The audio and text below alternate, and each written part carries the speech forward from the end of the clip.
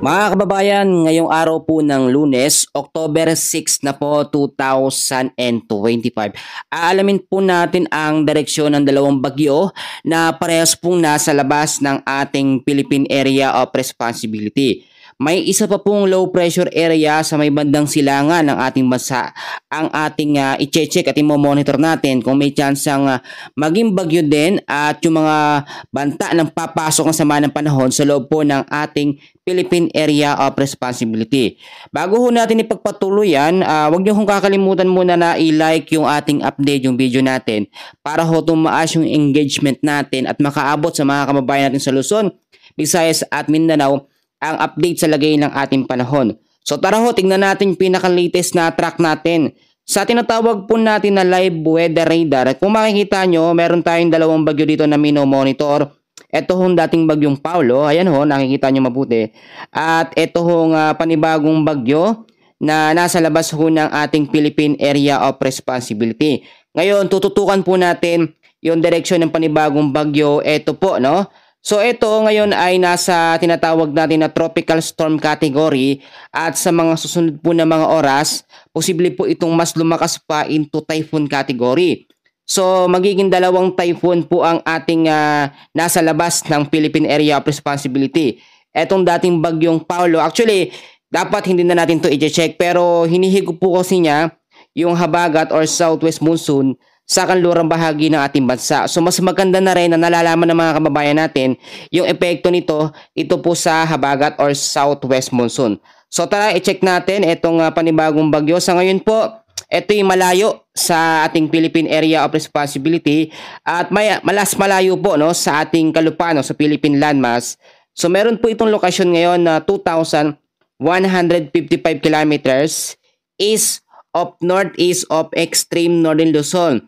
At ito po ay nasa 75 kilometers per hour ang lakas ng hangin, 90 kilometers per hour naman ang kanyang pagbugso. At kumikilos po ito pa northwestward sa bilis po na 10 kilometers per hour. So ngayon, ang daming mga kababayan natin, especially yung mga elders, yung mga nanay-tatay natin dyan, na nakikinig po mga lolo at lola, na sobrang nangangamba dito po sa panibagong banta ng bagyo.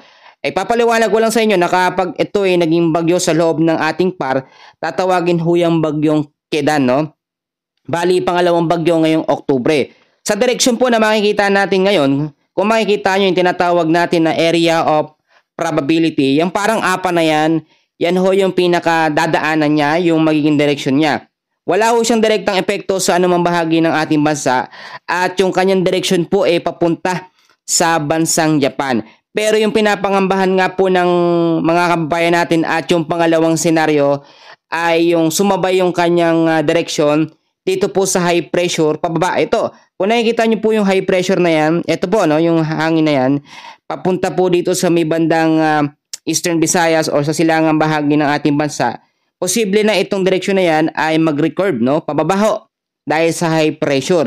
Pero dahil strong yung kanyang tinatawag natin na direction, yung area of probability niya, yung parang apa ho na yan, napakalabo na ho na yan lumihis pa or bumaba pa dito po sa ating bansa. At kung sakali man po na ito lumihis, so sabihin na natin, lumihis o sumunod po siya sa hangin dito sa high pressure pababa, ay hindi siya aabot, no? Hindi po siya aabot sa ating Philippine landmass kahit pumasok siya ng Philippine Area of Responsibility. Lalayo din po siya papalabas ng ating par. So yung mga kababayan natin dyan na sobrang nangangamba, alam ko ho yung feeling nyo na sobrang nagpapanik dahil may panibagong bagyo na naman daw po. Ito nga po yung tinutukoy natin. So ngayon, na-explain ko sa inyo na hindi po natin ito dapat pangambahan. Nakita naman natin yung panahon nung linggo, kahapon ho, ang ganda ng panahon natin. Pero nung bandang hapon at medyo gabi na, nakaranas po ng pag-uulan. So balikan natin yan, yung panibagong sama din ng panahon, ito po no, yung low pressure area na ito, ito po yung isa pang minomonitor natin, 30 kilometers per hour ang lakas ng hangin at wala pong direktang epekto sa anumang bahagi ng ating bansa. Medyo malayo naman siya sa ating Philippine Area of Responsibility pero banta pa rin yan, basta ho lumabas ang cloud cluster or LPA sa loob ng par o sa labas ng ating Philippine Area of Responsibility at nakikita siya sa radar, chine-check na ho natin yan ng mas maaga para ho maabisuhan agad-agad yung mga kababayan natin. at makapaghanda. Nakita nyo naman yung bagyong Paolo, nung tumama ho yan sa North Luzon, nakapaghanda yung mga kababayan natin. So yung impact ng bagyong Paolo humina. At ang ine-expect natin, itong banta ng panibagong bagyo, kung sakali man pumasok sa loob ng PAR, ay maaga ho natin mapaghahandaan at hindi po tayo mapeperwisyo pare-parehas. So ngayon, alamin natin yung mga lugar po na naaapektuhan ng sama ng panahon. No? Ngayon po, ay ang nakakaapekto sa ilang bahagi ng ating bansa. Unang-una, yung tinatawag po natin na southwest monsoon or hanging habagat sa area ho yan ng Palawan. Dahil po unti-unting hinahatak ng dating bagyong Paolo ang habagat, so ang tsansa, babalik yan sa sinasabi natin na monsoon break dito sa may kanlurang bahagi ng ating bansa. At makakaranas tayo ng magandang panahon, lalo na po sa mga susunod po na mga araw. Bukod ho dyan, ang area ho ng Metro Manila at ilang bahagi ho ng ating bansa ay patuloy din po makakaranas ng maulap na kalangitan, lalo na po sa bandang hapon at sa gabi dahil po sa mga localized thunderstorms. Sa umaga naman hanggang sa magtanghali ay medyo maalinsangan at maganda ang ating panahon. So yun po ay tsansa na natin para maglaba, mag-asikaso tayo ng mga damit natin at yung mga sinampay, no? Yung mga hindi pa natutuyo ng mga nakaraan, asikasuhin nyo na ho. At kung titignan nyo sa ating tinatawag na tropical cyclone threat potential, yung nakikita po natin na panibagong banta ng bagyo, nandito nga po, pasok yan sa ating tinatawag po na week 1 hanggang sa week 2 ng tropical cyclone threat potential. Ang week 1 ho natin ay nasa high chance o low chance to high chance na maging isang ganap nga po na bagyo, at ngayon ay naging isang ganap na nga po na bagyo ito. Pero ito ho ay malayo sa ating Philippine Area of Responsibility. Ngayon, ang tsansa naman natin na hindi na maapektuhan ng habagat, i-explain ko po muli sa inyo. Ang habagat ho ay lumakas nung lumabas yung bagyong Paolo dito po sa kaluwarang bahagi ng ating bansa. At ngayon nakita naman natin wala tayong pressure ng hangin na nakikita dito sa may kanlurang bahagi ng ating bansa dahil hinatak na yan ng typhoon na bagyong Paolo. So ang hangin na meron tayo ngayon ay nalalapit ng mabuo ito pong northeast monsoon or hanging amihan. Kung nakikita nyo, dito po talaga nanggagaling yung hanging amihan or northeast monsoon sa may pataas, yung high pressure na yan. Unti-unti na yan. So magsisimula ang amihan season pagdating po ng November hanggang sa may Marso. May mga nagtatanong ho sa akin at sasagutin ho yung mga tanong ninyo. Sa area daw po ba ng Bacoor, Cavite or sa Cavite na area ay makakaranas daw po ba ng mga pag-uulan? Ayon po sa ating latest track and advanced forecast, ang mga kaapekto po dyan sa Cavite ay itong tinatawag natin ng mga localized thunderstorm. Ipapaalala ko, ang mga thunderstorms, bandang hapon ho yan, lalo na ho kapag medyo napansin nyo na medyo dumidilim na o maulap na ang kalangitan, maghanda po tayo sa mga posibilidad na banta ng pag-uulan. Lalo na yung mga uuwi sa trabaho, mga papasok, magdala ng payong jacket kapote, panlaban ho sa mga biglang bugso ng mga pag-uulan. So dito naman po sa malaking bahagi ng Metro Manila, actually hindi na yan apektado ng habagat or southwest monsoon. Pero ang mga localized thunderstorm naman ay ang makakaapekto dyan sa ilang bahagi po ng Metro Manila. At ipapaalala ko sa inyo, hindi porkit magiging magandang panahon sa umaga, sa tanghali, magtutuloy-tuloy yan hanggang sa hapon. Sa hapon, mas tumataas ho yung chance ng mga pag-uulan dahil po sa mga localized thunderstorms. So dito naman sa Eastern Visayas, malaking bahagi ng Visayas area ay patuloy na makakaranas ng magandang panahon dahil malayo naman talaga actually yung banta ng panibagong bagyo. Alam nyo, yung mga nakikita nyo mga update, na-hype yung mga yon at namibigay po ng kaba or takot sa atin. Yung ilang bahagi ng Eastern Visayas traumatized sa mga nakaraang bagyo, lalo na sa bagyong Opong, yung Masbate sobrang hinagupit. Ngayon, ayoko po kayong takutin na kunwari may panibago na naman bagyo, tatama dito, tatama dyan. Ang sinasabi ko sa inyo, katotohanan na talagang iniiwasan ngayon ng mga bagyo, lalo na itong area ng Luzon, Visayas at sa may Mindanao. Kitang-kita naman natin sa ating tinatawag na live weather radar, umiwas talaga. Ayan ho, yung pagpapatunay na umiwas talaga yung bagyo at hindi yun magbibigay ng direktang epekto sa anumang bahagi ng ating bansa. So yung mga nagtatanong kapag umulan ng malakas, lalo na ho sa bandang hapon, huwag nyo hong isipin na bagyo agad yon. Dahil kapag sinabi natin na ay, malakas ang ulan, may bagyo na naman, hindi ho, no? ipapaunawa ko sa inyo na hindi porkit umulan, yung bagyo na agad ang ating unang maiisip. Marami tayong kino-consider. Ngayon ho kasi may tatlong hangin na posibleng makaapekto sa iba't ibang parte o bahagi ng ating bansa. Ang habagat dito sa kanluran, sa may taas naman ang northeast monsoon, at easterlies naman sa may silangang bahagi ho ng ating bansa. So hindi naman yan magsasabay-sabay, at ngayon ay nakikita naman natin mas lamang ang amihan na nararamdaman ng paunti-unti. Pero hindi ko pa sinasabi na officially amihan season na, no? Hindi pa ho. At maging handa na lamang tayo sa mga posibilidad na pwedeng mangyari sa pagbabago po at kilos ng sama ng panahon. Sa title natin or sa thumbnail natin, nakalagay ho doon dalawang bagyo, direksyon. At ito, dalawang typhoon to actually. Etong isa at ito pong isang banta ng panibagong bagyo. Magiging typhoon category din po ito sa mga susunod po na mga oras or mga araw. Mas lalakas siya pero mas lalayo sa ating Philippine Area of Responsibility. So kung may napapansin kayo, lalo na po yung mga kananayan natin dyan, hello po tayo, Nay. Kung may mapapanood po kayo na dalawang bagyo, dalawang typhoon, dalawang malakas na bagyo, wag ho kayong mangamba, wag ho kayong matakot. Ako na yung nagsasabi na wala hong bagyo na makakaapekto ngayon sa malaking bahagi ho ng ating bansa. Very clear po ang ating bansa ngayon sa bagyo. Sa loob ng PAR, wala tayong namomonitor na aktibong bagyo. Pero sa labas, meron. Pero eto naman ay walang direktang epekto sa anumang bahagi ho ng ating bansa. So maging kalmado tayo kahit po nagbigay ang pagkatalaang pag-asa na ngayong Oktubre ay 2 hanggang 4 na bagyo ang papasok sa loob ng PAR. Hindi yan ibig sabihin kompletong 4. Posibleng mas mababa, posibleng mas mataas o mas madami. Pero ang tsansa natin yun dahil meron tayong unang bagyo, yung bagyong Opong at yung bagyong Kedan, hindi pa naman siya nabobuo. Kung may nakikita kayong mga update na eto na ang bagyong Kedan, wala pa po, no? Wala pa tayong nakikitang bagyong Kedan, at etong bagyo na ito ay nasa labas ng PAR at pa-Japan ho ang direksyon at hindi po pa sa atin. Pero lagi kong pinapaalala sa inyo na bawat oras po, bawat minuto, bawat araw, nagbabago ho ang kilos at galaw ng sama ng panahon kahit bagyo man yan na nasa labas ng ating Philippine Area of Responsibility. Kaya ho ako, may bagyo man o wala, lagi na ho ako nag-a-update para ho yung mga laging nakikinig sa akin ay maipaunawa ko, mai-explain ko at mapakalma ko yung pagiging traumatized ho nila sa mga bagyong nakaraan.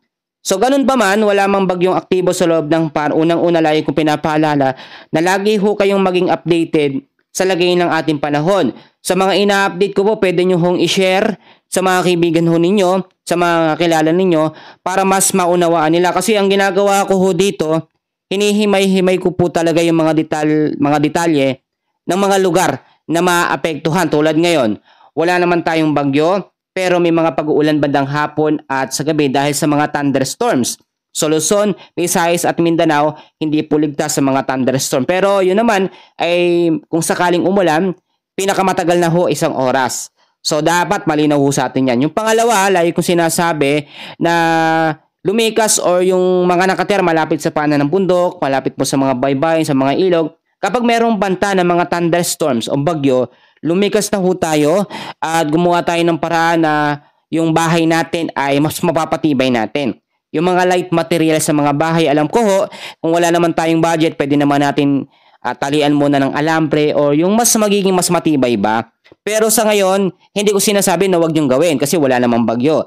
Anytime, maging handa po tayo, walang pinipiling araw, oras, ang sama ng panahon, kahit may bagyo o wala, dapat lagi po tayong nakahanda. Mag-safety rin po tayo ng ating pagkain o mag-imbak tayo ng pagkain na tatagal ho ng mga ilang araw. Ugaliin na natin yan lalo na kapag season po ng tag-ulan, bagyo season, dapat ganun ho ang ating sanayin. So i-safety rin natin yung ating mga importanteng gamit, yung ating mga papeles at dokumento para ho kapag may mga biglaang pagbabaha ay hindi sila mababasa at mabilis nating mahuhugot. Yung mga electric appliances, i-double check nyo ho. Mamaya may sira yan, magkaroon ng problema, ay mapahamak pa po ang ating mga pamilya o ating pamilya. So maglinis din po tayo ng ating kapaligiran, lalo na sa Metro Manila, ang dami hong basura. Actually, talagang yung pagbabaha dulot ng thunderstorm matindi. yung bugso ng kahit isang oras lamang na tuloy-tuloy pag-uulan, biglang bumabaha dahil sa dami ng basura.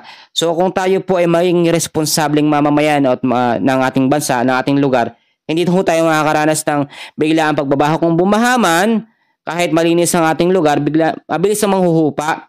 At kung mabaha pa rin, ang may problema na dyan, yung flood control. So dapat po malinaw sa atin yan. At ito din mga kaibigan, ipapaalala ko din sa inyo na dapat ho lagi natin ipanalangin sa Diyos na wala munang pumasok sa sama ng panahon o bagyo. Kahit po wag nang pumasok ang mga bagyo kasi ang nangyari kasi dito sa Eastern Visayas, yung bagyong Opong, matindi ang naging pinsala, lalo sa Masbate, ang bagyong Paulo sa North Luzon, sa area po ng Isabela at Aurora, napaghandaan lang po talaga ng mga kababayan natin diyan. Kaya nga mahalaga na laging tayong handa, no, bawat oras. Tapos yung sa Cebu, yung Lindol, gayon din yung sunog sa Mindanao, yan ho paalala sa atin na ang Panginoon lagi ho nandiyan. Minsan kasi, alam nyo, ang tao binibigyan ng aral ng Panginoon para lumapit ho sa Kanya. Yung mga sakuna, mga trahedya, mga nangyayari na yan, pagpapaalala o pagre-remind po ng Panginoon sa atin na dapat ho tayo ay lumalapit sa Kanya bawat oras. So bago ko tapusin yung video natin ito, muli akong mag-share ng isang Bible verse sa araw po ng Lunes. At kung nakaabot ka sa dulo ng video na ito, pa-comment na yung pangalan kung taga saan ka para next update ay ma-shoutout po kita. So narito na po ang ating Bible verse of the day. Sa Efeso chapter 4, verse 31 and 32, mga kapatid, narito po ang sinasabi, alisin nyo ang anumang samaan ng loob, galit, pag-aaway, pambubulyaw, paninira sa kapwa, pati na ang lahat ng uri ng masasamang hangarin. Sa halip maging mabait kayo at maawain sa isa't isa at magpatawad kayo sa isa't isa gaya ng pagpapatawad ng Diyos sa inyo dahil kay Kristo Jesus. Amen po sa pagkabasa sa salita ng ating Panginoon. So napakalinaw ho ng sinabi na bilang anak po ng Diyos, tayo po dapat sa ating sarili ay alisin po natin ang anumang galit or sama ng loob or inggit sa ating kapwa. Aminado tayo at guilty tayong lahat. Tayo ho merong nagiging kagalit, no, na tao or kamag-anak or kung sino man yan. At minsan hindi po natin napapatawad. At ang hirap po nun, lalo na kapag marami kang kagalit, marami kang kaaway, wala ho tayong magiging tinatawag na peace of mind, no? O yung payapang isip. Lagi nating iisipin na parang paano ba ako makakaganti, paano ko ba siya mababawian, puro ganun na lang. Yun ho ay gawa ng kaaway at hindi po galing sa Panginoon. At tinuturo po ng Biblia sa ating binasa sa Efeso ay dapat inaalis po natin ng anumang sama ng loob. Galit, pambubulyaw, pag-aaway, paninira sa kapwa. Usually, sa mga magkakatrabaho, yung mga gustong umangat, gustong tumaas ang posisyon, nangyayari yung ganyan. Yung nagsisiraan, tapos yung nambubulyaw, marami nagagalit, tapos pag hindi na susunod ang gusto, magagalit. Sa pamilya, example sa isang mag-asawa na merong mga anak, minsan hindi ho may iwasan talaga yung nagkakatampuhan, nagkakaroon ng misunderstanding, hindi pagkakaunawaan. Pero wag ho nating hahayaan na matapos po ang isang buong araw na hindi naaayos yung problema. Lahat naman tayo, lalo na kung may asawa kayo, meron kayong anak, meron kayong girlfriend or kaibigan, wag nyo hong patagalin yung sama ng loob sa dibdib ho natin o sa kalooban natin. Wag nating hayaan na yan tumubo pa or magbunga o mas lumawak pa hanggang sa lamunin tayo ng galit. At kapag nangyari ho yun, nakakaisip tayo ng hindi magandang bagay. Dapat ho baunin natin ito, no? Alam nyo, yung nangyayari ngayon na mga sakuna, susunod-sunod na mga bagyo, meron ho tayong mga lindol, at meron din po tayong tinatawag na yung nangyaring sunog sa Davao. So dahil din yun sa pagpapaalala sa atin ng Panginoon na dapat ho tayo laging tumatawag sa Kanya at yung mga kasalanan natin ay nire-repent po natin o nihingi natin tawad sa Kanya. Marami ho kasi mga senaryo na minsan binabaliwala natin ng Diyos, hindi natin nakikita yung kabutihan niya sa atin sa araw-araw. Magpapasalamat o nagpapasalamat lamang tayo kung may natatanggap po tayong mga bagay, pero kapag wala, hindi ho natin siya naiisip. So sa nangyayaring mga sakuna, maraming question po ang naabot o nagbibigay sa atin o nagtatanong, bakit daw pinapahintulutan ng Diyos na mangyari yung mga ganyan, may namamatay? Alam niyo po, napakasimple lamang ng sagot. Lahat po ng bagay na ito ay hindi po nagkataon lamang. Ito ho ay pagre-remind sa atin ng Panginoon na dapat ho tayo ay lumapit sa Kanya at we are nothing kapag wala ho ang Diyos. No, wala ho tayong magagawa. Sa isang snap, tayo ay mapapahamak. Etong buhay na ito, hiram ho natin sa Kanya at lahat po tayo ay talagang patutunguhan natin. Langit at impyerno lamang. Pansamantala lamang yung buhay natin dito. So hindi naman ibig sabihin kapag gano'n na talagang masama ang Diyos. Binibigyan tayo ng leksyon para magsisi at yung galit sa ating kalooban ay maialis po natin at magmahalan tayo. Muli mga kaibigan, kung nakaabot ka sa dulo ng ating video, please huwag niyong kakalimutan ho na i-share yung ating update. Yung lagay ng panahon sa weather sa unahan at dito naman sa dulo ang ating Bible verse ngayong araw po. Maraming salamat at God bless po sa inyong lahat.